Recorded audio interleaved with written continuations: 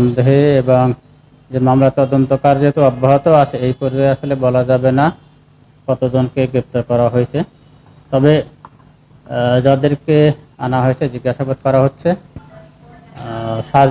হাসনাত আবদুল্লাহর ওপর হামলা হয়েছে, সেই হামলার ঘটনার প্রেক্ষিতে আজকে গাজীপুর মেট্রোপলিটন পুলিশের বাসন থানায় একটি মামলা রেকর্ড করা হয়েছে।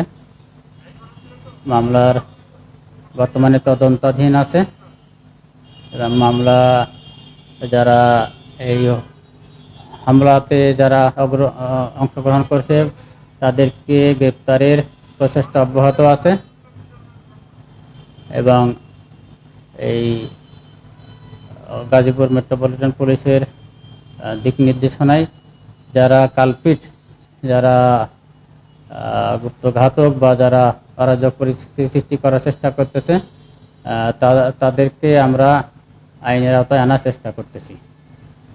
আমরা শুনেছিলাম 54 জনকে আটক করা হয়েছে, এর মধ্যে কতজনকে গ্রেপ্তার দেখানো হয়েছে কিনা?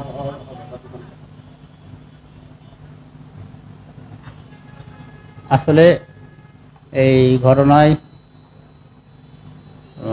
সন্দেহে এবং যে মামলা তদন্ত কার্য তো অব্যাহত আছে, এই পর্যায়ে আসলে বলা যাবে না কতজনকে গ্রেপ্তার করা হয়েছে।